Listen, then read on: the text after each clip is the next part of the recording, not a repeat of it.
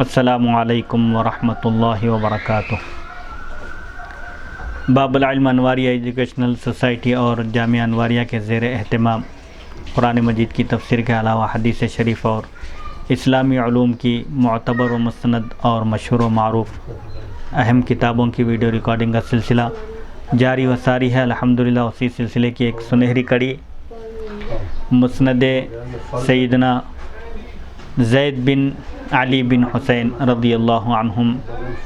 کا بھی سلسلہ وار درس لیکچر جاری و ساری ہے۔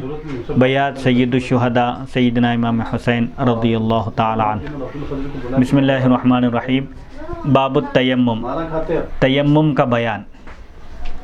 حدیث نمبر 44۔ حدثنی زید بن علی عن ابیہ عن جدیہ عن علی بن ابی طالب رضی اللہ عنہم قال اذا كنت في سفر ومعك ماء وانت تخاف العطش فتیمم وابق الماء لنفسک۔ حضرت علی رضی اللہ عنہ کا ارشاد ہے، امام زید رضی اللہ عنہ اپنے والد کے حوالے سے، اپنے دادا کے حوالے سے حضرت علی رضی اللہ عنہ کا یہ بیان نقل کرتے ہیں، جب تم سفر کی حالت میں ہو اور تمہارے پاس پانی موجود ہو اور تمہیں پیاسے رہ جانے کا ڈر ہو، اندیشہ ہو، تو تم پانی کا استعمال کرنے کے بجائے، وضو کرنے کے بجائے تیمم کر لو اور پانی کو اپنے لیے محفوظ رکھو، سنبھال کر رکھو۔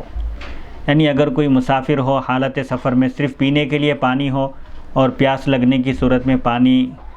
نہ مل سکتا ہو، تو پھر ایسی صورت میں شرعاً حکم یہ ہے کہ وہ اس پانی کو پینے کے لیے محفوظ رکھ لے اور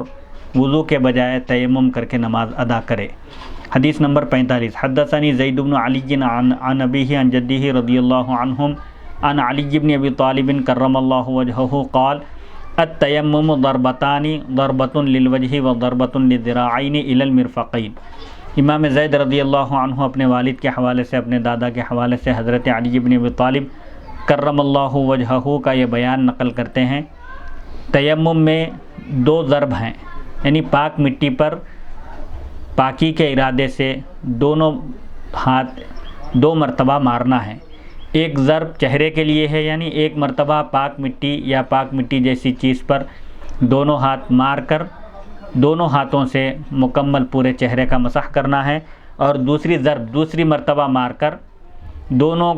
ہاتھوں کا مسح کرنا چاہیے، دونوں کوہنیوں سمیت۔ تیمم صرف دو چیزوں کا نام ہے۔ سب سے پہلے اس میں نیت شرط ہے، تیمم کے لیے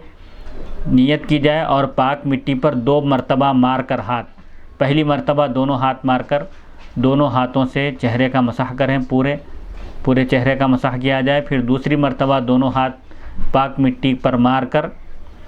دونوں ہاتھوں کا کوہنیوں سمیت مسح کریں۔ اس طرح تیمم مکمل ہو جائے گا۔ ان دو چیزوں سے ہٹ کر اور کوئی تیسری چیز نہیں ہے۔ حدیث نمبر 46۔ حدثنی زید بن علی عن ابیہ عن جدیہ رضی اللہ عنہما عن علی بن ابی طالب کرم اللہ وجہہ فی الجنوب لا یجد الماء قال یتیمم ویصلی فاذا وجد الماء اغتسل ولم یعد الصلاۃ۔ امام زید رضی اللہ عنہ اپنے والد کے حوالے سے، اپنے دادا کے حوالے سے حضرت علی بن ابی طالب رضی اللہ عنہ کا یہ بیان نقل کرتے ہیں، ایسے جنوبی، ایسے شخص کے بارے میں جس پر غسل فرض ہو اور اس کو پانی نہ ملے، تو حضرت علی رضی اللہ عنہ فرماتے ہیں وہ شخص تیمم کر کے نماز ادا کر لے، یعنی وضو کی جگہ تیمم ہے۔ اسی طرح اگر کسی پر غسل واجب ہو اور غسل کرنے کے لیے، ناپاکی دور کرنے کے لیے پانی نہ ملے، تو وہ غسل کے لیے تیمم کر لے اور نماز ادا کرے۔ البتہ جب وہ پانی پائے تو غسل کر لے، لیکن نماز کو دہرانے کی ضرورت نہیں ہے جو تیمم کر کے ادا کی گئی۔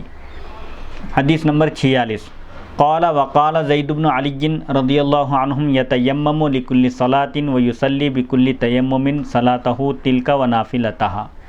امام زید بن علی رضی اللہ عنہ فرماتے ہیں وہ شخص ہر نماز کے لیے تازہ وضو کرے گا، یعنی تیمم کرے گا، ہر نماز کے لیے علیحدہ تیمم کرے گا اور اس تیمم کے ذریعے مخصوص وقت کی نماز اور نفل نمازیں ادا کرے گا۔ حنفی مسلک میں ایک تیمم سے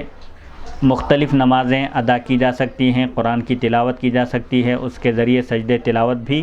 کیا جا سکتا ہے۔ ہر نماز کے لیے الگ تیمم کرنے کی ضرورت نہیں ہے۔ جس طرح ایک وضو سے کئی نمازیں ادا کی جا سکتی ہے، اسی طرح ایک تیمم سے مختلف اوقات کی نمازیں اور مختلف عبادات ادا کی جا سکتی ہیں۔ حدیث نمبر 48، حدثنی زید بن علی عن ابیہ عن جدیہ عن علی بن ابی طالب کرم اللہ وجہہ قال لا یؤم المتیمم المتوضئین ولا المقید المطلقین۔ امام زید رضی اللہ عنہ اپنے والد کے حوالے سے، اپنے دادا کے حوالے سے حضرت علی کرم اللہ وجہہ کا یہ بیان نقل کرتے ہیں، تیمم کرنے والا شخص وضو کرنے والے کی امامت نہیں کر سکتا، مقید شخص مطلق لوگوں کی امامت نہیں کر سکتا۔ یہ مسئلہ حنفی مسلک میں بھی یہ مسئلہ ہے، کیونکہ تیمم وضو کا خلیفہ ہے، جانشین ہے۔ وضو کے ذریعے جن عبادات کو انجام دیا جا سکتا ہے، تیمم کے ذریعے ان عبادات کو انجام دیا جا سکتا ہے۔ حنفی مسلک میں اگر امام متیمم ہو، تیمم کیا ہوا ہو اور مقتدی باوضو ہو تو تیمم سے امامت بھی کی جا سکتی ہے۔ متیمم، تیمم کیا ہوا شخص نماز پڑھ سکتا ہے، پڑھا سکتا ہے۔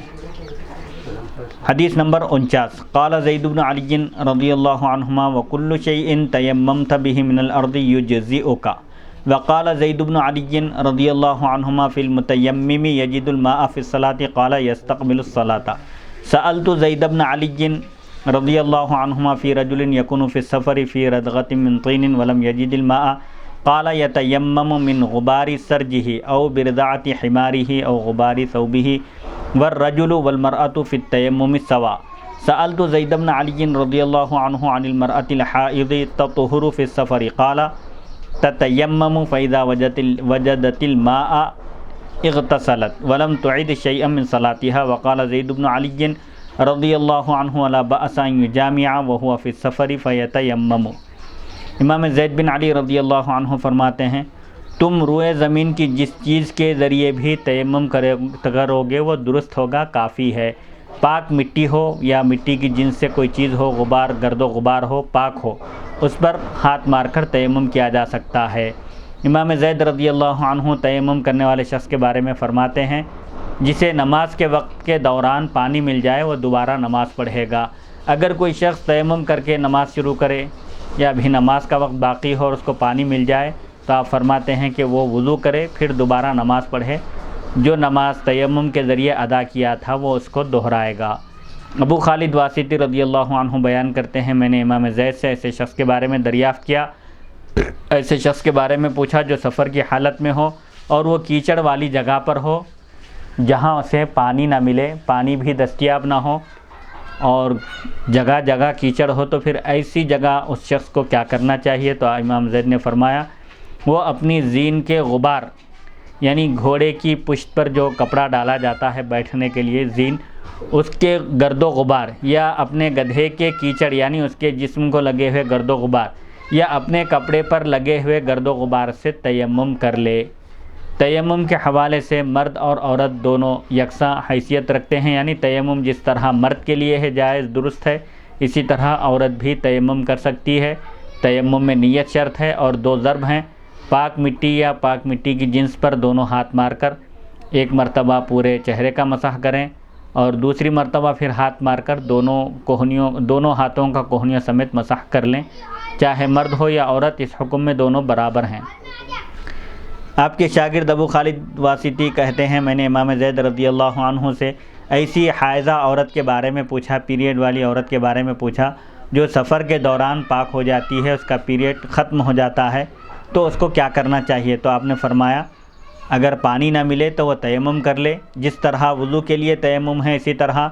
غسل واجب ہو، اور پانی نہ ملے تو غسل کی نیت سے تیمم کر لے تو پاک ہو جاتے ہیں۔ آپ فرماتے ہیں کہ وہ عورت تیمم کر لے گی، پھر جب اسے پانی مل جائے، دستیاب ہو جائے، پانی کی سہولت ہو تو وہ غسل کر لے گی، اور تیمم کی حالت میں پڑھی ہوئی اپنی کسی بھی نماز کا وہ اعادہ نہیں کرے گی، یعنی دوران سفر وہ حیض سے پاک ہو جائے اور تیمم کر کے نماز ادا کرے، اس کے بعد پانی ملے تو اس پانی سے اس کو غسل کر لینا چاہیے، لیکن تیمم سے ادا کی ہوئی نمازوں کو دہرانے کی اس کو ضرورت نہیں ہے۔ امام زید رضی اللہ عنہ فرماتے ہیں اگر کوئی شخص سفر کے دوران اپنی بیوی سے صحبت کر لے اور پانی نہ ملے، اور پانی دستیاب نہ ہونے کی صورت میں، پانی نہ ملنے کی صورت میں تیمم کر کے نماز وغیرہ پڑھ لے تو اس میں کوئی گناہ نہیں ہے، شرعاً یہ جائز ہے۔ باب الحیض والاستحاضۃ والنفاس، حیض، استحاضہ اور نفاس کا بیان۔ حدیث نمبر 50، حدثنی زید بن علی عن ابیہ عن جدہ رضی اللہ عنہم عن علی بن ابی طالب کرم اللہ وجہہ قال اتت امرأة رسول اللہ صلی اللہ علیہ وسلم فزعمت انہا تستفرغ الدم فقال رسول اللہ صلی اللہ علیہ وسلم لعن اللہ الشیطان هذه رکضۃ من الشیطان فی رحمک فلا تدعی الصلاة لها قالت فکیف اصنع یا رسول اللہ قال صلی اللہ علیہ وسلم اقعدی ایامک التی کنتی تحیضین فیہن کل شہر فلا تصلین فیہن ولا تصومین ولا تدخلی مسجدا ولا تقرئی قرآنا واذا مرت ایامک التی کنتی تجلسین تحیضین فیہن واجعلی ذلک اقصى ایامک التی کنتی تحیضین فیہن فاغتسلی للفجر ثم استدخلی الکرسف واستثفری استثفار الرجل ثم صلی الفجر ثم اخر الظہر لآخر وقت واغتسلی واستدخلی الکرسف واستثفری استثفار الرجل ثم صلی الظہر وقد دخل اول وقت العصر وصلی العصر ثم اخر المغرب لآخر وقت ثم اغتسلی واستدخلی الکرسف واستثفری استثفار الرجل ثم صلی المغرب وقد دخل اول وقت العشاء ثم صلی العشاء قال فولت وهي تبكي وتقول یا رسول اللہ لا اطيق ذلك قال فرق لها رسول اللہ صلی اللہ علیہ وسلم وقال اغتسلی لكل طہر كما كنت تفعلین واجعلیہ بمنزلة الجرح في جسدك كلما حدث دم احدثت طہورا ولا تترك الكرسف والاستثفار فإن طال ذلك بها فلتدخل المسجد ولتقرأ القرآن ولتصلي الصلاة ولتقضي المناسك۔ حیض، استحاضہ اور نفاس کا بیان ہے۔ امام زید بن علی رضی اللہ عنہ اپنے والد کے حوالے سے، اپنے دادا کے حوالے سے حضرت علی بن ابی طالب رضی اللہ عنہ کا یہ بیان نقل کرتے ہیں۔ خاتون نبی اکرم صلی اللہ علیہ وسلم کی خدمت اقدس میں حاضر ہوئی، اس نے یہ بات بیان کی کہ اس کا خون مسلسل جاری ہے، اس کے رحم سے خون بہتا رہتا ہے۔ نبی اکرم صلی اللہ علیہ وسلم نے فرمایا اللہ تعالیٰ شیطان پر لعنت کرے، شیطان کو اپنی رحمت سے دور کرے، یہ شیطان تمہارے رحم میں ٹونگا مارا ہے، یعنی یہ شیطان ہے جو تم کو نماز سے روکنا چاہتا ہے اور تمہارے رحم سے خون بہاتا ہے، تم اس کی وجہ سے نماز نہ چھوڑو۔ اس خاتون نے عرض کی میں کیا کروں یا رسول اللہ صلی اللہ علیہ وسلم؟ تو آپ نے فرمایا تم اپنے مخصوص ایام جن میں پہلے تمہیں ہر مہینے میں حیض آتا ہے ان میں بیٹھی رہو۔ حیض کی مدت احناف کے پاس کم از کم 3 دن ہے اور زیادہ سے زیادہ 10 دن ہے، تو آپ صلی اللہ علیہ وسلم نے فرمایا تم اپنے مخصوص ایام میں جن میں پہلے تمہیں ہر مہینے میں حیض آتا ہے ان میں بیٹھی رہو اور ان دنوں میں نماز نہ پڑھو اور نہ روزہ رکھو اور نہ مسجد میں داخل ہو اور نہ قرآن پاک پڑھو۔ پھر جب تمہارے وہ مخصوص ایام گزر جائیں جو پہلے تم حیض کی حالت میں گزارتی تھیں، بسر کرتی تھی، تو اس کی جو انتہائی مدت ہے جو ان ایام کی تھی جن میں تمہیں پہلے حیض آتا تھا، اس کے بعد تم فجر کی نماز کے لیے غسل کرو، پھر ایک کپڑا لے کر اپنی شرمگاہ کو اچھی طرح صاف کرو جیسے مرد اپنی شرمگاہ کو صاف ستھرا کرتے ہیں، پھر تم فجر کی نماز ادا کرو، پھر تم ظہر کی نماز کو اس کے آخری وقت تک مؤخر کرو، یعنی ظہر کی نماز کو اس کے آخری وقت تک انتظار کرو، ادا مت کرو۔ جب ظہر کی نماز کا آخری وقت آ جائے تو غسل کرو، پھر روئی لے کر اچھی طرح صاف کرو جیسے مرد صاف کرتے ہیں، پھر تم ظہر کی نماز ادا کر لو، اسی دوران عصر کا ابتدائی وقت شروع ہو جائے گا، پھر تم عصر کی نماز ادا کر لو، ایک غسل کر کے ظہر کی نماز کو اس کے آخری وقت میں پڑھو اور عصر کی نماز کا وقت شروع ہوتے ہی عصر کی نماز ادا کر لو، پھر مغرب کی نماز کو اس کے آخری وقت تک مؤخر کرو، اس کو روک دو، یعنی مغرب کی نماز اول وقت میں مت پڑھو، جب مغرب کی نماز کا آخری وقت آ جائے اور وقت ختم ہونے کے قریب آ جائے تو پھر غسل کرو، پھر روئی لے کر صاف صفائی کرو، جس طرح مرد صفائی کرتے ہیں اسی طرح اپنی شرمگاہ کو صاف ستھرا کرو، پھر تم مغرب کی نماز ادا کر لو، اسی وقت جب مغرب کی نماز آخری وقت میں ادا کرو گے، مغرب کی نماز کے انتہائی وقت میں تو اس کے فوری بعد عشاء کی نماز کا وقت شروع ہوگا، عشاء کی نماز کا ابتدائی وقت شروع ہو جائے گا، اس وقت تم عشاء کی نماز ادا کر لو۔ حضرت علی رضی اللہ عنہ بیان کرتے ہیں وہ خاتون روتی ہوئی واپس مڑ گئی، حالانکہ وہ یہ کہہ رہی تھی اے اللہ کے رسول صلی اللہ علیہ وسلم میں ایسا نہیں کر سکتی، کیونکہ دن میں 2-3 مرتبہ غسل کر کے نماز ادا کرنا یہ دشوار ہے، میرے لیے مشکل ہے، اسی وجہ سے وہ خاتون رو رہی تھی۔ حضرت علی رضی اللہ عنہ بیان کرتے ہیں نبی اکرم صلی اللہ علیہ وسلم کو اس پر ترس آ گیا، آپ کو رحم آ گیا، تو آپ نے اسے یہ ہدایت دی تم ہر ظہر کے لیے اسی طرح غسل کرو جیسے تم پہلے غسل کیا کرتی تھی، اور اس جاری ہونے والے خون کو، یعنی جو تمہارے رحم سے تمہارے فرج سے جو خون بہہ رہا ہے تم اس کو زخم سمجھو، زخم تصور کرو، جب بھی خون نکلے گا تو تم نئے سرے سے وضو کرو، یعنی جب بھی خون نکلے پھر وضو کرو اور نماز ادا کرو، البتہ شرمگاہ پر روئی رکھنا اور اسے صاف کرنا نہ چھوڑنا۔ اگر یہ خون کا بہاؤ طویل ہو جائے، یعنی کئی دنوں تک اگر بہتے رہے تو تم مسجد میں بھی داخل ہو سکتی ہو، قرآن بھی پڑھ سکتی ہو اور نماز بھی ادا کر سکتی ہو، اور مناسک حج کے افعال اور ارکان بھی ادا کر سکتی ہو۔ یعنی استحاضہ والی عورت کے لیے حکم یہ ہے کہ وہ ہر نماز کے وقت تازہ وضو کر لے اور نماز پڑھے، البتہ حیض کے دنوں میں،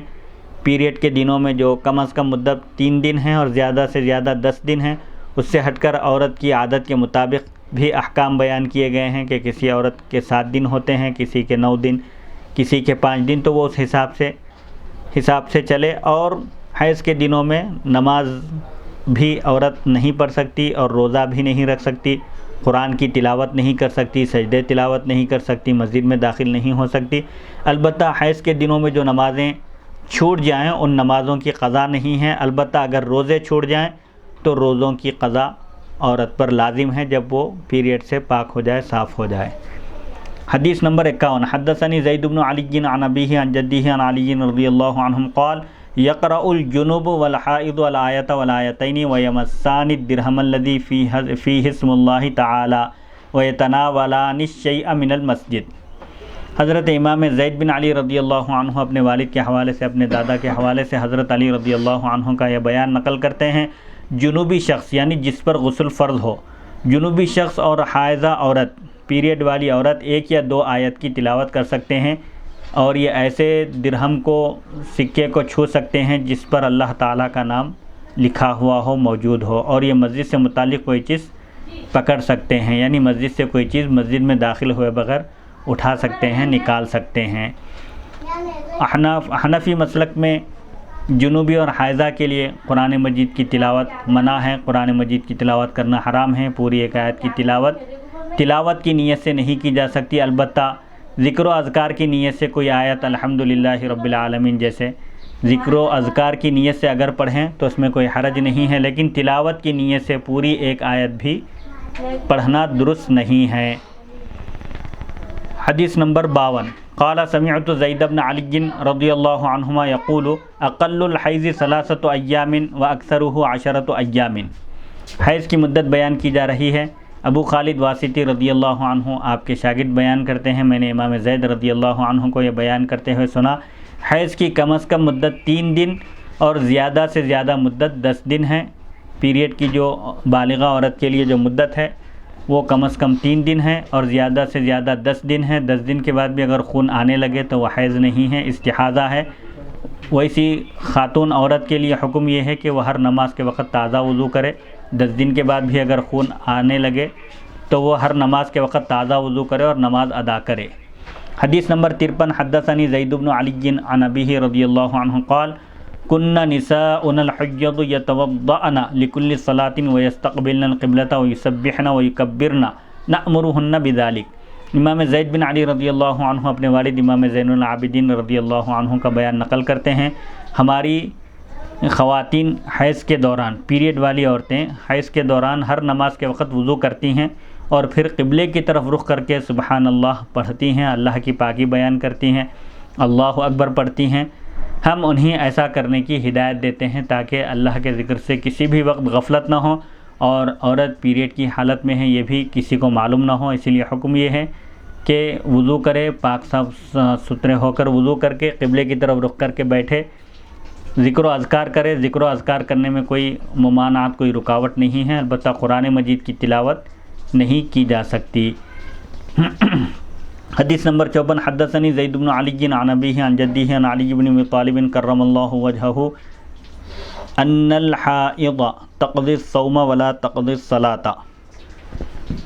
حضرت امام زید بن علی رضی اللہ عنہ اپنے والد کے حوالے سے، اپنے دادا کے حوالے سے حضرت علی بن ابی طالب رضی اللہ عنہ کا یہ بیان نقل کرتے ہیں کہ حائضہ عورت روزے کی قضا کرے گی، نماز کی قضا نہیں کرے گی. دوران حیض اگر عورت کی نمازیں چھوٹ جائیں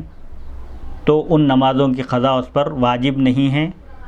البتہ اگر رمضان کے مہینے میں پیریڈ کے دنوں میں جو روزے چھوٹ جاتے ہیں ان روزوں کی قضا اس پر لازم ہے. پاکی کی حالت میں جب وہ طہر میں آ جائے رمضان کا مہینہ ختم ہونے کے بعد ان روزوں کی قضا کرنا اس پر لازم ہے.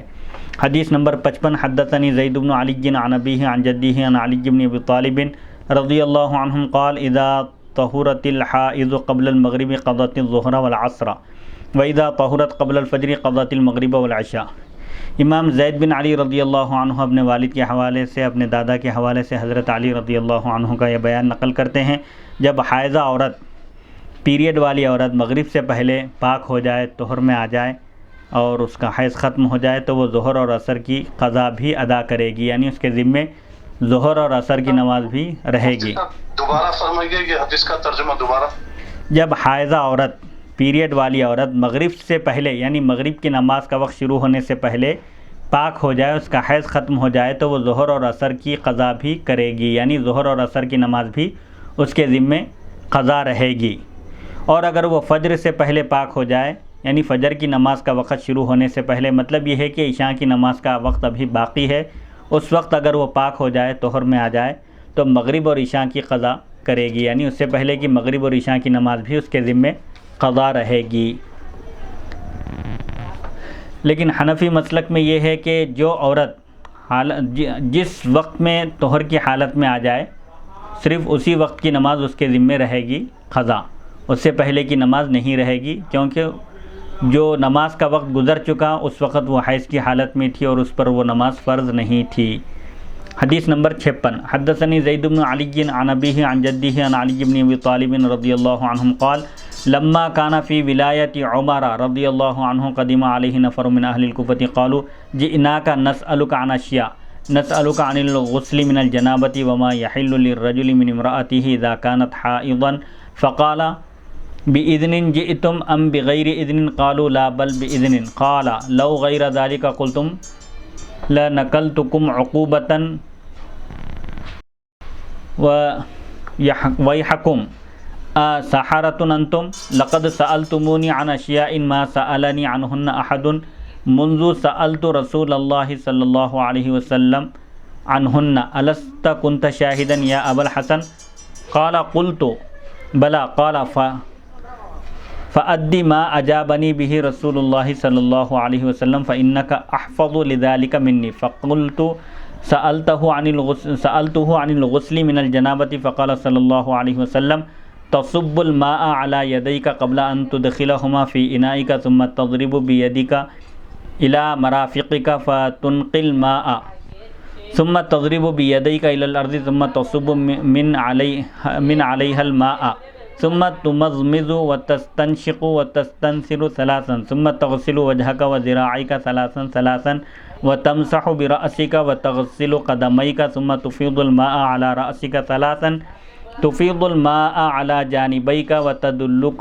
وتدلك جسدك ما نالت يداك وسألته ما لك من امرأتك إذا كانت حائضا قال صلى الله عليه وسلم ما فوق الإزار ولا تطلع على ما تحته. امام زید بن علی رضی اللہ عنہ اپنے والد کے حوالے سے، اپنے دادا کے حوالے سے حضرت علی بن ابی طالب کرم اللہ وجہہ کا یہ بیان نقل کرتے ہیں جب حضرت عمر رضی اللہ عنہ کا دور حکومت تھا، دور خلافت تھا، اس دوران اہل کوفہ سے تعلق رکھنے والے کچھ افراد حضرت عمر کے پاس آئے اور بولے، یہ کہے ہم آپ کے پاس کچھ چیزوں کے بارے میں دریافت کرنے کے لیے آئے ہیں، ہم آپ سے چند احکام پوچھنے کے لیے آئے ہیں، ہم آپ سے غسل جنابت کے بارے میں پوچھنا چاہتے ہیں. ایک مسئلہ، اور دوسرا مسئلہ یہ کہ جب عورت حائضہ ہو، پیریڈ کی حالت میں ہو، تو مرد اس سے کس حد تک جنسی تعلق قائم کر سکتا ہے اور جنسی فائدہ اٹھا سکتا ہے، کیونکہ حالت حیض میں مباشرت کرنا جائز نہیں ہے۔ تو حضرت عمر رضی اللہ عنہ نے پوچھا تم لوگ اجازت لے کر آئے ہو یا اجازت کے بغیر آئے ہو؟ تو انہوں نے کہا نہیں، ہم اجازت لے کر آئے ہیں، ہم اجازت کے ساتھ ہی حاضر ہوئے ہیں۔ تو حضرت عمر رضی اللہ عنہ نے فرمایا اگر تم اس کے برعکس جواب دیتے، یعنی اگر تم بغیر اجازت آتے تو میں تمہیں سزا دیتا، تمہارا برا ہو، یعنی حضرت عمر رضی اللہ عنہ فرماتے ہیں بغیر اجازت کے اگر آتے تو میں تم کو سزا دیتا۔ کیا تم لوگ جادوگر ہو؟ تم لوگوں نے مجھ سے ایسی چیزوں کے بارے میں پوچھا ہے جبکہ ان کے بارے میں نے نبی اکرم صلی اللہ علیہ وسلم سے دریافت کیا ہے، اس کے بعد سے اب تک کسی نے بھی مجھ سے اس بارے میں نہیں پوچھا۔ یعنی یہ دو مسئلے میں نبی اکرم صلی اللہ علیہ وسلم سے پوچھا تھا، اس وقت سے لے کر اب تک مجھ سے کسی نے یہ مسئلہ نہیں پوچھا۔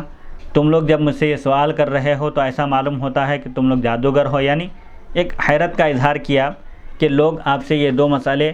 دریافت کر رہے ہیں جبکہ ان دو مسئلوں کے بارے میں آپ نے نبی اکرم صلی اللہ علیہ وسلم سے پوچھا تھا۔ ایک طویل عرصہ گزرنے کے بعد پھر یہ مسائل پوچھے جا رہے ہیں۔ پھر حضرت علی رضی اللہ عنہ نے حضرت عمر رضی اللہ عنہ نے حضرت علی رضی اللہ عنہ کو مخاطب کرتے ہوئے کہا اے ابو الحسن، کیا آپ اس وقت وہاں موجود نہیں تھے جس وقت میں نے یہ دو مسئلے دریافت کیے تھے؟ تو حضرت علی رضی اللہ عنہ فرماتے ہیں میں نے جواب دیا جی ہاں، یعنی میں بھی وہاں موجود تھا جس وقت یہ دو مسئلے آپ صلی اللہ علیہ وسلم سے پوچھے گئے۔ تو حضرت عمر رضی اللہ عنہ نے فرمایا نبی اکرم صلی اللہ علیہ وسلم نے جو مجھے جواب دیا تھا وہ آپ اپنی زبان سے بیان کیجئے، کیونکہ آپ کو میرے مقابلے میں وہ زیادہ اچھی طرح یاد ہوگا۔ حضرت علی رضی اللہ عنہ کہتے ہیں میں نے کہا آپ نے نبی اکرم صلی اللہ علیہ وسلم سے غسل جنابت کے بارے میں دریافت کیا تھا کہ غسل واجب ہو تو کس طرح غسل کرنا چاہیے صحبت سے فارغ ہونے کے بعد بیوی سے؟ تو نبی اکرم صلی اللہ علیہ وسلم نے ارشاد فرمایا غسل جنابت کا طریقہ آپ نے بتایا کہ تم پہلے اپنے دونوں ہاتھوں پر اچھی طرح پانی بہاؤ، یہ برتن میں ہاتھ داخل کرنے سے پہلے کرو، یعنی بکیٹ میں ہاتھ ڈبانا نہیں چاہیے بلکہ جگ سے یا لوٹے سے پانی لے کر پہلے دونوں ہاتھوں کو اچھی طرح دھو لو۔ ہاتھ دھوئے بغیر بکیٹ میں یا گھڑے میں یا جس میں بھی پانی نہانے کے لیے لیا گیا ہے اس میں ناپاک ہاتھ مت ڈالو ورنہ پانی ناپاک ہو جائے گا۔ پہلے دونوں ہاتھوں کو اچھی طرح دھو لو، بکیٹ میں ہاتھ داخل مت کرو، پھر تم اپنے دونوں بازوؤں کو کوہنیوں تک دھو، یعنی دونوں ہاتھوں کو اچھی طرح کوہنیوں تک دھو، پھر تم اپنے دونوں ہاتھ زمین پر مارو، پھر تم ان کے اوپر پانی بہاؤ۔ یعنی اس وقت مٹی بھی استعمال کی جاتی تھی، اب اس کی جگہ صابن شیمپو وغیرہ استعمال ہوتے ہیں۔ آپ فرماتے ہیں مٹی پر ہاتھ مار کر وہ مٹی سے اپنے ہاتھ کی گندگی کو دور کرو، اس پر پانی بہاؤ، یعنی انہیں اچھی طرح دھو لو۔ پھر تم کلی کرو، پھر ناک میں پانی چڑھاؤ، تم 3 مرتبہ اس طرح کرو، تم اپنے چہرے اور کلائیوں کو 3 مرتبہ دھو، یعنی نماز کے لیے جس طرح غسل کیا جاتا ہے وضو میں بھی اس طرح غسل کرو۔ وضو میں جملہ 3 فرض ہیں، کلی کرنا، ناک میں پانی چڑھانا اور سارے بدن پر اس طرح پانی بہانا کہ بال برابر جگہ بھی سوکھی خشک نہ رہے۔ کیا فرماتے ہیں کلائیوں کو 3 مرتبہ دھو، پھر تم اپنے سر کا مسح کرو، پھر تم اپنے دونوں پیر دھو لو، یعنی غسل سے پہلے اس طرح وضو کرو جس طرح نماز کے لیے وضو کرتے ہو۔ پھر تم اپنے سر پر 3 مرتبہ پانی بہاؤ، اس طرح کہ وہ پانی تم اپنے دونوں پہلوؤں پر بہاؤ اور تم اپنے جسم کو رگڑتے جاؤ، ملتے جاؤ جہاں تک تمہارا ہاتھ پہنچ سکے، یعنی پورے بدن پر اچھی طرح پانی بہاؤ۔ آپ حضرت عمر رضی اللہ عنہ نے نبی اکرم صلی اللہ علیہ وسلم سے پھر ایک دوسرا مسئلہ دریافت کیا، وہ یہ ہے کہ جب بیوی حیض کی حالت میں ہو، پیریڈ میں ہو تو اس کے ساتھ کیا عمل کر سکتے ہیں، شوہر کو اس سے جنسی فائدہ اٹھانے کی کہاں تک اجازت ہے؟ تو نبی اکرم صلی اللہ علیہ وسلم نے فرمایا ازار بن کے اوپر سے، یعنی شرمگاہ کو چھوڑ کر اس کے بدن کے دیگر اعضاء سے شوہر فائدہ اٹھا سکتا ہے، یعنی جنسی تعلق قائم کر سکتا ہے، البتہ ما تحت الازار اس کو اجازت نہیں ہے، یعنی حالت حیض میں صحبت کرنا، بیوی سے مباشرت کرنا یہ جائز نہیں ہے۔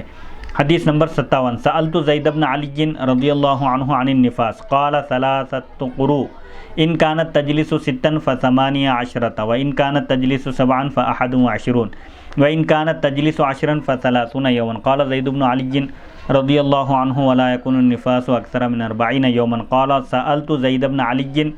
رضی اللہ عنہ عن غسل الحائض والنفساء قال رضی اللہ عنہ مثل غسل الجنابۃ قلت هل تنقض شعر رأسها قال رضی اللہ عنہ لا۔ ابو خالد واسطی رضی اللہ عنہ بیان کرتے ہیں میں نے امام زید رضی اللہ عنہ سے نفاس کے بارے میں دریافت کیا، یعنی بچے کی ولادت کے بعد جو خون آتا ہے عورت کے رحم سے فرج سے، اس کے بارے میں پوچھا نفاس کے بارے میں، تو آپ نے فرمایا وہ 3 قروء ہے، یعنی وہ 3 حیض ہے۔ اگر وہ عورت 6 دن حیض کی حالت میں بسر کرتی ہے، یعنی اگر وہ ایسی عورت ہے جس کی حیض کے دن عموماً عادت کے مطابق 6 دن ہیں تو نفاس جملہ 18 دن ہوگا، نفاس کی مدت اس کے لیے جملہ 18 دن ہوگی۔ اگر وہ عورت 7 دن بسر کرتی ہے، یعنی عام طور پر عادت کے مطابق اس کا حیض 7 دن رہتا ہے، تو اس حساب سے 7 یا 21 نفاس کی مدت اس کے لیے 21 دن ہوگی۔ اور اگر اس کی مدت حیض کی مدت اس کے لیے مکمل 10 دن ہو، اکثر مدت پوری ہوتی ہو اس کی حیض کے موقع پر، تو نفاس کے 30 دن ہوں گے۔ بہرحال حنفی مسلک میں جملہ 40 دن ہے نفاس کی مدت، 40 دن کے بعد عورت کے نفاس کی مدت ختم ہوگی، اس کو غسل کر لینا چاہیے۔ امام زید رضی اللہ عنہ فرماتے ہیں 40 دن سے زیادہ نفاس کی مدت نہیں ہو سکتی، نفاس کی مدت 40 دن ہے، حیض کی کم از کم مدت 3 دن ہے اور زیادہ سے زیادہ 10 دن ہے۔ ابو خالد واسطی رضی اللہ عنہ بیان کرتے ہیں میں نے امام زید رضی اللہ عنہ سے حیض والی عورت یا نفاس والی عورت کے غسل کے بارے میں دریافت کیا کہ جو عورت پیریڈ سے فارغ ہو، حیض سے پاک ہو جائے، اس کو کس طرح غسل کرنا چاہیے۔ اسی طرح نفاس والی عورت ہے، 40 دن کی مدت جب گزر جائے ڈیلیوری کے بعد تو اس کو کس طرح غسل کرنا چاہیے، تو آپ نے فرمایا کہ حائضہ عورت اور نفاس والی عورت کے غسل کا طریقہ وہی ہے جو غسل جنابت کا ہے، یعنی غسل جنابت میں جس طرح نماز کے لیے وضو کیا جاتا ہے، کلی کی جاتی ہے، ناک میں پانی چڑھایا جاتا ہے، یہ وہی سب اس میں بھی ہوگا۔ ابو خالد واسطی کہتے ہیں میں نے پوچھا کیا وہ عورت اپنے سر کے بالوں کو کھولے گی، تو آپ نے جواب دیا نہیں، عورت کو سر کے بال کھولنے کی ضرورت نہیں ہے۔ جبکہ سر کے بال کھولے بغیر پانی بالوں کی جڑوں تک پہنچ سکتا ہو تو پھر عورت کو سر کے بال کھولنے کی ضرورت نہیں ہے۔ البتہ اگر پانی نہیں پہنچتا ہے تو پھر اس کو اپنے سر کے بالوں کو کھول کر سر کے بالوں کی جڑوں تک پانی پہنچانا چاہیے۔ حدیث نمبر 58 سألت ام سلمۃ رضی اللہ عنہا سألت ام سلمۃ رضی اللہ عنہا النبی صلی اللہ علیہ وسلم عن ذلك فقال صلی اللہ علیہ وسلم یکفیک 3 غسلات۔ سیدہ ام سلمہ رضی اللہ عنہا نے نبی اکرم صلی اللہ علیہ وسلم سے اس بارے میں پوچھا تھا کیا عورت کو غسل کے دوران اپنے سر کے بالوں کو کھولنا چاہیے، تو آپ نے فرمایا تمہارے لیے 3 مرتبہ اچھی طرح پانی بہانا کافی ہے، بالوں کو کھولنے کی ضرورت نہیں ہے۔ بالوں کو کھولے بغیر اگر بالوں کی جڑوں تک پانی آسانی سے پہنچ سکتا ہے تو پھر بالوں کو کھولنے کی ضرورت نہیں ہے۔ حدیث نمبر 59 قال زید بن علی رضی اللہ عنہ فی الصفرۃ والحمرۃ انها حیض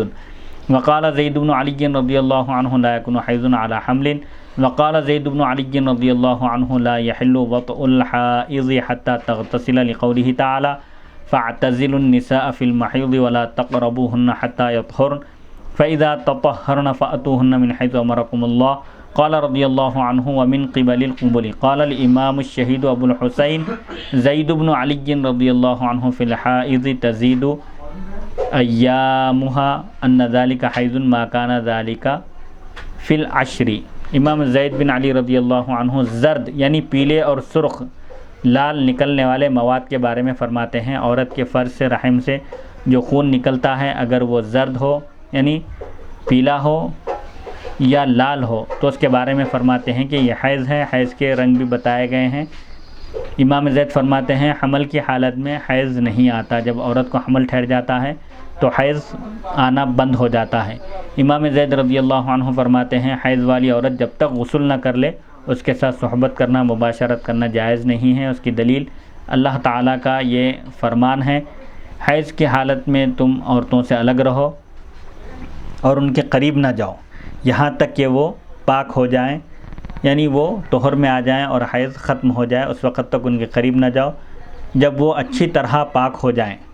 تو تم ان کے ساتھ صحبت کرو اس کے مطابق جو اللہ تعالیٰ نے تمہیں حکم دیا ہے، یعنی جو شرعی طریقہ بتایا گیا ہے اس طریقے کے مطابق صحبت کرو۔ کب؟ جب کہ وہ اچھی طرح پاک ہو جائیں اور غسل کر لیں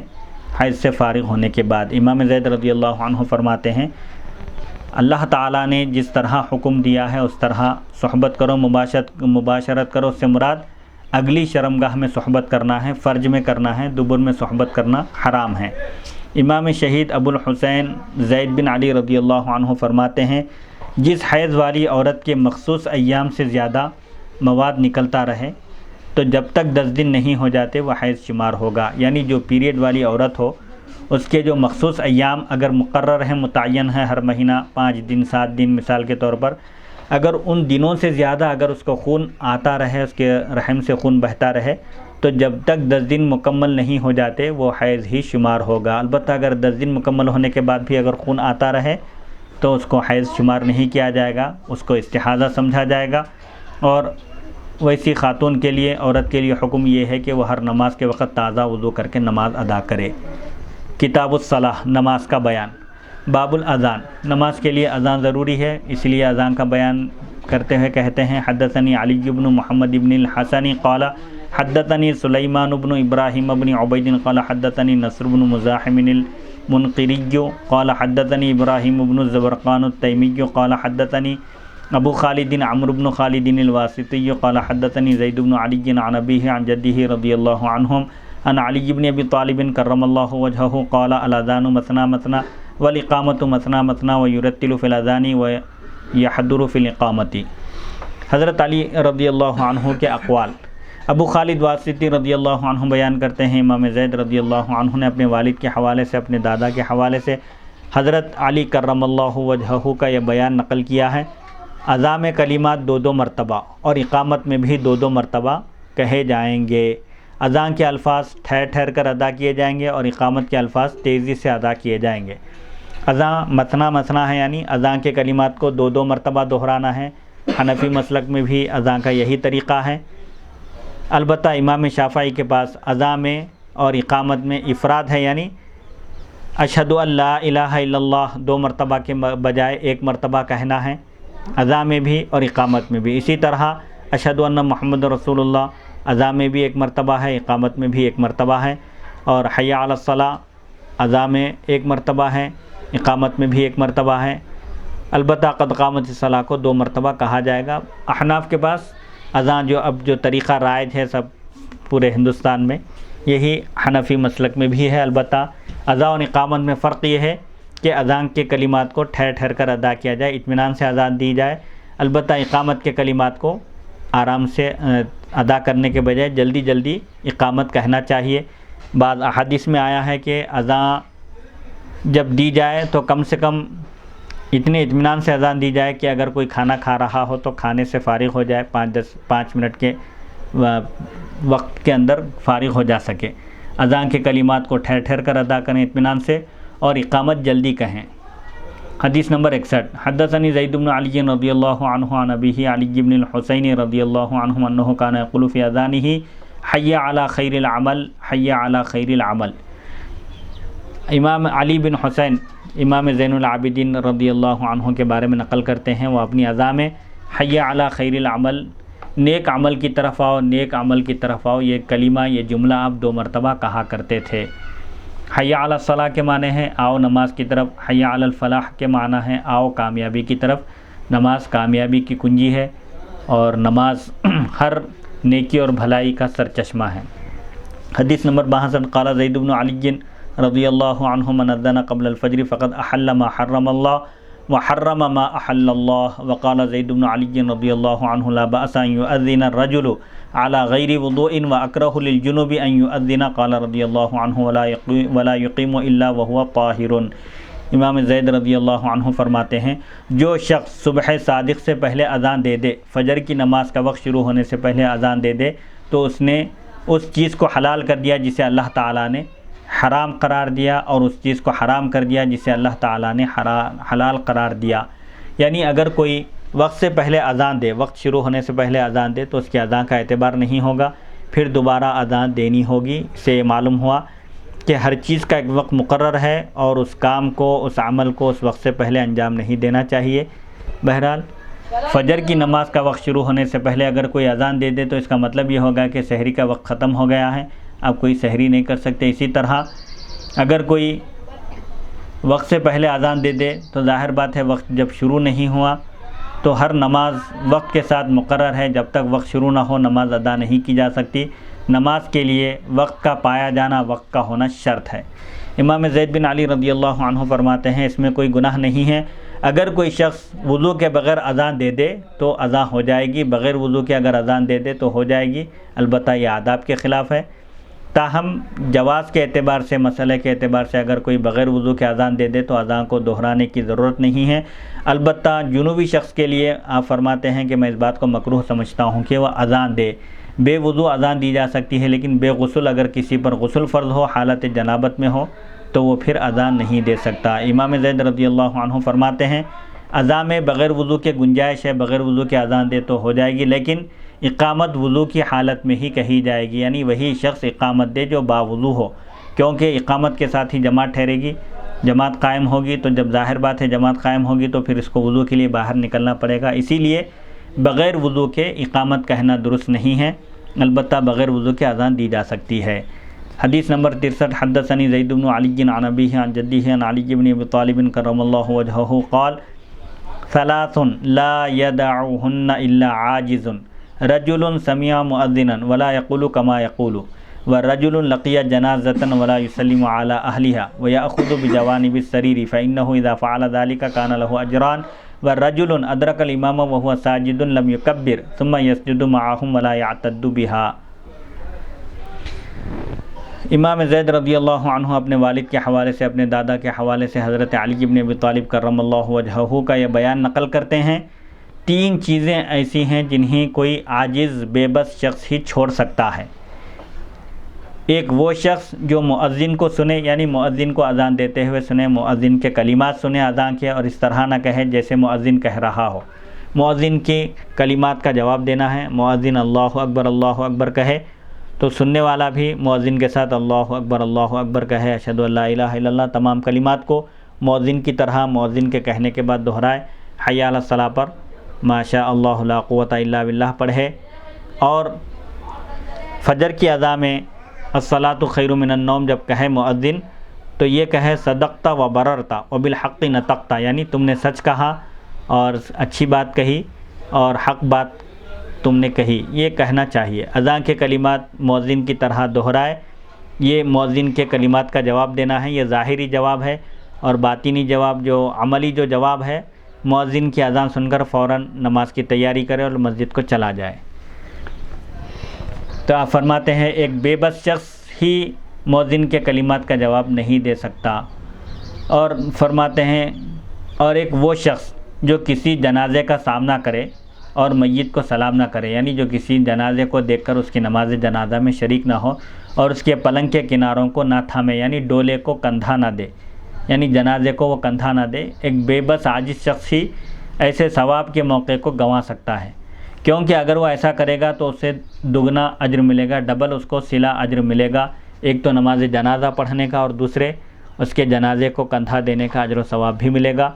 ایسے اجر و ثواب کے مواقع کو بے بس اور عاجز شخص ہی گنوا دیتے ہیں۔ اور فرماتے ہیں تیسرے وہ شخص جو امام کو سجدے کی حالت میں پائے اور تکبیر کہہ کر سجدے میں اس کے ساتھ شامل نہ ہو اور اسے کچھ نہ سمجھے، یعنی اگر کوئی شخص امام کو حالت سجدہ میں پائے، حکم بھی یہی ہے کہ اگر کوئی شخص مسجد میں اس وقت پہنچے جب امام حالت سجدہ میں ہو تو اس کو امام کے سجدے سے اٹھنے کا انتظار نہیں کرنا چاہیے، بلکہ اللہ اکبر کہہ کر، نماز کی نیت کر کے اللہ اکبر کہہ کر دونوں ہاتھ کانوں تک اٹھا کر باندھے اور پھر اللہ اکبر کہہ کر فوراً امام کی متابعت میں، امام کی پیروی میں سجدے میں چلا جائے، کیونکہ کسی بھی عبادت کے رکن کو، چاہے وہ سجدہ ہو یا رکوع، اس کو معمولی نہیں سمجھنا چاہیے۔ ممکن ہے کہ اسی سجدے کی وجہ سے اللہ بندے کی مغفرت کر دے، اسی لیے شارحین حدیث بھی یہ کہتے ہیں اور علماء یہ مسئلہ بیان کرتے ہیں کہ امام کو تم جس حالت میں پاؤ اسی حالت میں اس کی پیروی کرو، اتباع کرو، یعنی امام اگر سجدے میں ہو تو اس کے سجدے سے اٹھنے کا انتظار نہ کرو، تکبیر کہہ کر دونوں ہاتھ باندھ لو، پھر اللہ اکبر کہہ کر سجدے میں چلے جاؤ، یا امام قاعدے میں ہو تو قاعدے میں پہنچ جاؤ۔ حدیث نمبر 64، حدثنی زید بن علی عن ابیہ عن جدیہ عن علی بن ابی طالب رضی اللہ عنہ قال لیس علی النساء اذان ولا اقامۃ۔ امام زید رضی اللہ عنہ حضرت علی بن ابی طالب رضی اللہ عنہ کا یہ بیان نقل کرتے ہیں، خواتین کے لیے اذان دینا اور اقامت کہنا نہیں ہے، لازم نہیں ہے، عورتوں پر جماعت بھی نہیں ہے، وہ محلے کی مسجد کی اذان سن کر اپنی نماز ادا کر لیں، ان کو نہ اذان کی ضرورت ہے اور نہ ہی اقامت کہنے کی، کیونکہ جب جماعت کے ساتھ ہی نماز نہیں پڑھنا ہے تو نہ اذان کی ضرورت ہے نہ اور نہ اقامت کی۔ حدیث نمبر 65، حدثنی زید بن علی عن ابیہ عن جدہ رضی اللہ عنہما عن علی بن ابی طالب کرم اللہ وجہہ انہ اتاہ رجل فقال یا امیر المؤمنین واللہ انی لاحبک فی اللہ قال ولکنی ابغضک فی اللہ قال ولما قال لانک تتغنى باذانک یعنی تطربه وتأخذ على تعلیم القرآن اجرا وقد سمعت رسول اللہ صلی اللہ علیہ وسلم یقول من اخذ على تعلیم القرآن اجرا کان حظه یوم القیامہ۔ امام زید رضی اللہ عنہ اپنے آبا و اجداد کے حوالے سے حضرت علی بن ابی طالب کرم اللہ وجہہ کا یہ بیان نقل کرتے ہیں کہ ایک شخص آپ کے پاس آیا اور بولا، اے امیر المؤمنین، اے مسلمانوں کے خلیفہ، اللہ کی قسم کھا کر وہ شخص کہتا ہے میں اللہ تعالیٰ کی خاطر آپ سے محبت کرتا ہوں، آپ سے محبت رکھتا ہوں۔ تو حضرت علی رضی اللہ عنہ نے اس شخص کے جواب میں فرمایا، لیکن میں اللہ کی وجہ سے یعنی اللہ کی خاطر میں تم سے بغض رکھتا ہوں، نفرت کرتا ہوں۔ تو اس شخص نے پوچھا وہ کیوں، مجھ سے نفرت کی وجہ کیا ہے؟ تو حضرت علی رضی اللہ عنہ نے فرمایا، اس لیے کہ تم اذان کو گانے کے طرز پر دیتے ہو، یعنی تم اذان دیتے ہو گانے کے طرز پر، موسیقی کے انداز میں، اسی وجہ سے مجھے تم سے نفرت ہے۔ اور تم قرآن پاک سکھانے کا اجر لیتے ہو، معاوضہ لیتے ہو، قرآن پاک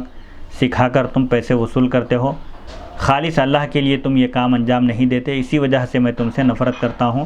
میں نے نبی اکرم صلی اللہ علیہ وسلم کو یہ ارشاد فرماتے ہوئے سنا، جو شخص قرآن پاک سکھانے کا معاوضہ لے گا قیامت کے دن اس کا حصہ یعنی عذاب ہوگا۔ یعنی قرآن مجید کی جو اہمیت ہے اس کو سکھانے کی، کہ اگر کوئی شخص قرآن مجید کو سکھا کر اجر وصول کرے گا، معاوضہ دنیا کی حقیر رقم لے گا، تو آپ فرماتے ہیں کہ اس کا حصہ عذاب ہوگا، یعنی آخرت میں اس کو کوئی اجر و ثواب نہیں ملے گا۔ اس روایت سے معلوم ہوتا ہے کہ قرآن مجید کی تلاوت پر اجرت لینا جائز نہیں ہے، کیونکہ اجرت لینے والے کا قیامت کے دن کوئی حصہ نہیں ہوگا۔ اس باب میں دوسری احادیث وغیرہ بھی ہیں جو اس مفہوم کو ادا کرتی ہیں، بیہقی وغیرہ نے اسی مفہوم کی حدیثیں نقل کی ہیں۔ البتہ بعض علماء قرآن مجید کے ذریعے جھاڑ پھونک یعنی قرآنی آیات سے کسی مریض کو دم کر کے یا کسی کو روحانی علاج کر کے اگر کوئی معاوضہ لے تو وہ بعض علماء کے پاس جائز ہے، جیسا کہ بخاری شریف میں ایک مشہور واقعہ ہے کہ ایک قبیلے کے پاس صحابہ کرام کی ایک جماعت گئی، اور چونکہ وہ لوگ مسافر تھے صحابہ، انہوں نے وہاں اس گاؤں میں ضیافت کی خواہش کی، وہاں کے لوگوں سے کہا کہ ہم لوگ مہمان ہیں، مسافر ہیں، ہمارے پاس کھانے کا بندوبست نہیں ہے، تم ہمارے کھانے کا انتظام کرو، ہم کو کھانا کھلاؤ۔ تو انہوں نے کھانا کھلانے اور ان کی مدد کرنے سے انکار کر دیا۔ اس گاؤں کے پٹیل کو، سردار کو ایک سانپ ڈس لیا۔ وہ لوگ فوراً صحابہ کے پاس آئے اور پوچھا کیا تم میں سے کوئی منتر جانتا ہے، یعنی کوئی روحانی علاج کا کوئی معالج ہے، کوئی طبیب ہے؟ تو ایک صحابی کہتے ہیں ہاں مجھے روحانی علاج کرنا آتا ہے، لیکن میں ایک شرط پر علاج کروں گا، تم لوگ ہم کو علاج کے بدلے ایک ریوڑ بکریوں کا ہم کو دے دو، اس شرط پر میں تمہارے سردار کو پڑھ کر پھونکوں گا۔ چنانچہ وہ لوگ اس شرط پر راضی ہو گئے، اور وہ صحابی رضی اللہ عنہ اس سردار کے پاس پہنچے اور اس پر سورہ فاتحہ پڑھ کر دم کیا آپ نے۔ فوری سورہ فاتحہ کے اثر سے اس کے زہر کا اثر جاتا رہا، سورہ فاتحہ کی برکت سے اس طرح وہ اچھا ہو گیا۔ تو حضور صلی اللہ علیہ وسلم سے جب انہوں نے اس طرح کا عمل ذکر کیا تو آپ نے فرمایا کہ قد اصبتم، تم نے ٹھیک کام کیا۔ یعنی وہ لوگ جو ضیافت کرنے کے لیے تیار نہیں تھے، پھر تم نے ان کے سردار کی مدد کی، روحانی علاج کیا، قرآن مجید کے ذریعے اس کو پڑھ کر دم کیا، اس طرح تم نے وہ جو مال حاصل کیا ہے وہ تمہارے لیے درست ہے۔ بہرحال یہ ایک مختلف فیہ مسئلہ ہے علماء کے درمیان۔ حدیث نمبر 66، قال زید بن علی رضی اللہ عنہ الاذان فی الصلوات الخمس وفی الجمعۃ وليس فی العیدین اذان ولا اقامۃ ولا فی الوتر اذان ولا اقامۃ وقال زید بن علی رضی اللہ عنہ اذا كنت فی سفر فاذن الفجر واقم لباقی الصلوات وقال زید بن علی رضی اللہ عنہ لا يجوز اذان الصبی ولا المرأة للرجال وقال زید بن علی رضی اللہ عنہ اذا كنت فی حضر فاذانهم یجزئک وان اذنت فهو افضل۔ امام زید رضی اللہ عنہ فرماتے ہیں 5 وقتہ نمازوں کے لیے اور جمعہ کی نماز کے لیے اذان دی جائے گی۔ اذان مشروع ہے، مسنون ہے 5 وقتہ نمازوں کے لیے، اسی طرح جمعہ کی نماز کے لیے۔ البتہ عیدوں کی نماز میں نہ اذان دی جائے گی اور نہ ہی اقامت کہی جائے گی۔ اسی طرح وتر کی نماز ادا کرنے کے لیے بھی اذان اور اقامت کی ضرورت نہیں ہے۔ امام زید رضی اللہ عنہ فرماتے ہیں جب تم سفر کی حالت میں ہو، مسافر ہو، تو فجر کی نماز کے لیے اذان دو، البتہ باقی نمازوں میں صرف اقامت پر اکتفا کرو، اقامت دیا کرو، اذان دینے کی ضرورت نہیں ہے۔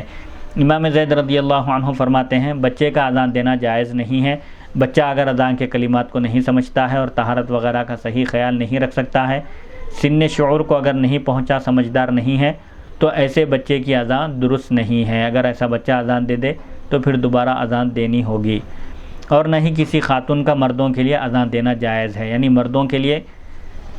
مرد ہی اذان دے۔ اگر کوئی عورت اذان دے اور مرد اقامت کہہ کر نماز قائم کریں تو اس عورت کی اذان مردوں کے لیے کافی نہیں ہے، مرد ہی اذان دینا چاہیے۔ امام زید رضی اللہ عنہ فرماتے ہیں جب تم سفر کی حالت میں ہو تو لوگوں کی اذان، جب تم حالت حضر میں ہو،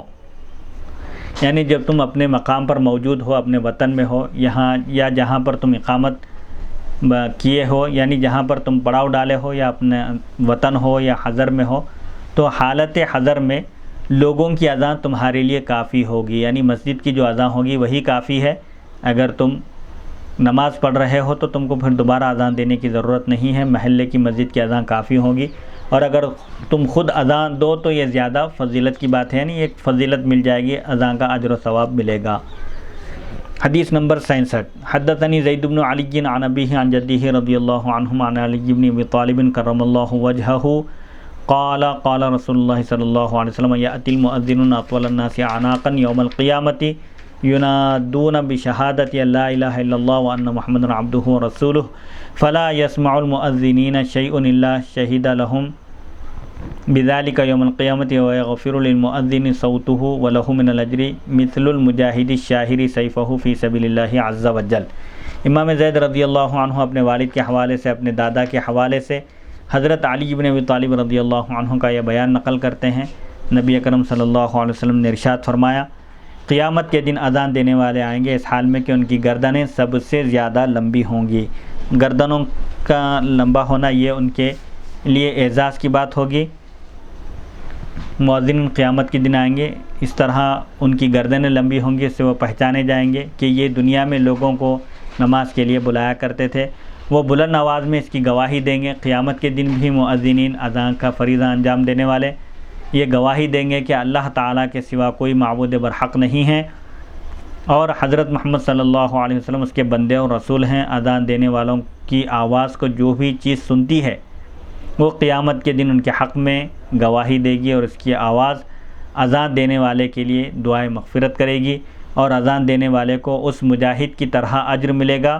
جو اپنی تلوار کو اللہ تعالیٰ کی راہ میں میان سے نکال کر تیار رہتا ہے۔ یہ مؤذنین کی فضیلت ہے جو لوگوں کو اذان دے کر نماز کے لیے بلاتے ہیں، اللہ کی خوشنودی کی خاطر اذان دیتے ہیں۔ ان کو یہ اعزاز ملے گا کہ قیامت کے دن بھی وہ اذان دیں گے، اور جو چیز ان کی اذان کی آواز سنے گی وہ سب شجر، حجر، پتھر وغیرہ سب ان کے حق میں گواہی دیں گے، ان کی تائید کریں گے قیامت کے دن۔ اور اذان کی آواز بھی مؤذن کے لیے دعائے مغفرت کرے گی، اور اذان دینے والے کا اجر و ثواب بتایا گیا ہے۔ اذان دینے والا اور اللہ کی راہ میں جہاد کرنے والا دونوں برابر ہیں۔ اس مفہوم کی حدیثیں تقریباً صحاح ستہ میں اور مسند احمد اور حدیث شریف کی جو مشہور کتابیں ہیں مستدرک وغیرہ میں موجود ہے۔ باب اوقات الصلاۃ، نماز کے اوقات کا بیان۔ حدیث نمبر 68 حدثنی زید بن علی عن ابیہ عن جدہ رضی اللہ عنہ قال نزل جبریل رضی اللہ عنہ علی النبی صلی اللہ علیہ وسلم حین زالت الشمس فامرہ أن يصلي الظهر ثم نزل عليه حين كان الفيء قامة فأمره أن يصلي العصر ثم نزل عليه حين وقع قرص الشمس فأمره أن يصلي المغرب ثم نزل عليه حين وقع الشفق فأمره أن يصلي العشاء ثم نزل عليه حين طلع الفجر فأمره أن يصلي الفجر ثم نزل عليه من الغد حين كان الفيء على قامة من الزوال فأمره أن يصلي الظهر ثم نزل عليه حين كان الفيء على قامتين من الزوال فأمره أن يصلي العصر ثم نزل عليه حين وقع القرص فأمره أن يصلي المغرب ثم نزل عليه بعد ذهاب ثلث الليل فأمره أن يصلي العشاء ثم نزل عليه حين أسفر الفجر فأمره أن يصلي الفجر ثم قال يا رسول الله ما بين هذين الوقتين وقت. نماز کے اوقات کا بیان. فجر کی نماز کا وقت کب شروع ہوتا ہے اور کب ختم ہوتا ہے. اسی طرح نماز کے مستحب اوقات کیا ہیں اس حدیث شریف میں بیان کیے جائیں گے. امام زید بن علی رضی اللہ عنہ اپنے والد کے حوالے سے اپنے دادا کا یہ بیان نقل کرتے ہیں. حضرت جبریل علیہ السلام نبی کریم صلی اللہ علیہ وسلم کی خدمت میں حاضر ہوئے اس وقت جب سورج ڈھل چکا تھا. انہوں نے نبی اکرم صلی اللہ علیہ وسلم سے عرض کیا آپ ظہر کی نماز ادا کر لیں.